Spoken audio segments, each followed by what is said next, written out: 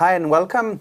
We have an interview today with a former student that took the course 31761, and the aim of this interview is to discuss why Philipp, with us today, ended up there, and he will tell us about how he felt about the course. So, nice to have you here, Philipp. Thank you. Could you please tell us who you are? Yeah. Hi everyone, I'm Philipp Gunkel. I'm originally from Germany. I started there doing my bachelor's in industrial engineering. And I also started there my master's at first, and then I decided to come to DTU because of the super strong renewable energy focus. And now I'm here. I took the course. Now you're here. But what education did you get in Germany before to come here? It was starting as industrial engineering, but I then liked more the engineering part, so I focused and specialized more in mechanical engineering and fluid dynamics. And also due to projects related to electric vehicles, I got more into energy systems, which is why at first I decided for the master in energy systems in Germany. But then wanting the focus on renewable energies, it was obvious to make a new choice. Okay, so you actually liked coming to DTU because of the focus of this education in sustainable energy? Exactly. That's nice to hear. And what do you do today? Today, I'm a research assistant at DTU Management. I'm working in the group Energy Economics and Regulations. And there, I'm focused on the energy system model Balmoral, which is specialized in analyzing the future energy systems with respect to the heat and electricity sector.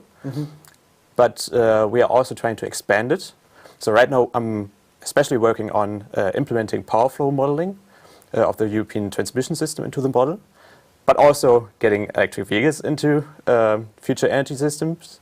So that means you're doing the modeling yourself and then also the programming? Yes. Right? So data analysis and setting it up to put it in a nice way into the model.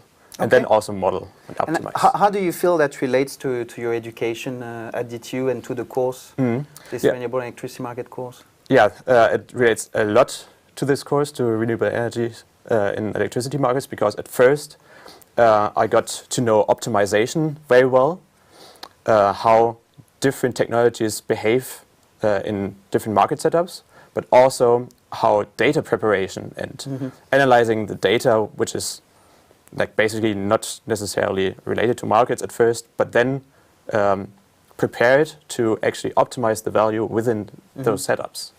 And I think I've seen you're also interested in business models. When you say you worked with electric vehicles, you've been trying to understand if we have these electric vehicles out there, we have some data, that the electricity market, how we're going to make it work together, what's going to be the cash flow for an aggregator, for the owner of the electric vehicle. So could you tell us a bit more about that? Yeah, definitely. So based on my thesis, which was actually what came out of the course Renewables in Electricity Markets, optimizing the values of electric vehicles participating in the electricity markets, I actually found out that the current market setup doesn't really benefit or is not very well suited for storage systems, in particular for electric vehicles, because there are certain barriers like the non-beneficial taxation or the higher risks, which are and the uncertainty of electric vehicles participating in there. They are highly penalized when they are not serving well.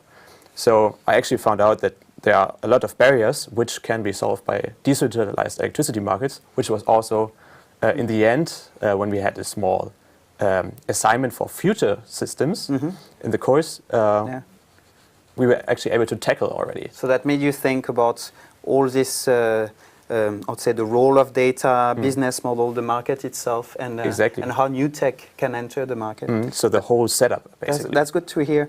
But do you remember why you signed up for that course in the first place? Was that a coincidence? Yeah, it was, well, basically due to my merit from my former university, I was pretty stuck to many courses and I had to take them.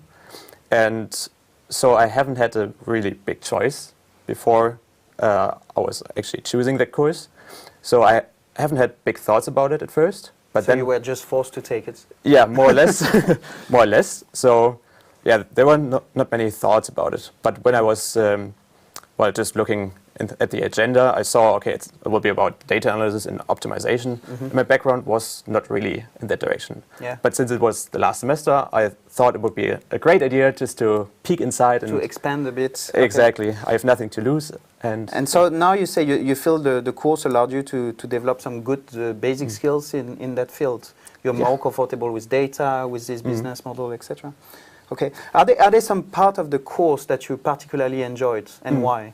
It was especially the forecasting competition, because I'm coming from sports. I love competition, and this was the perfect opportunity just to see how good you are within a group of very smart students. It was a pretty tough competition, but usually that kind of setup enhances me to do more and more and learn more and more.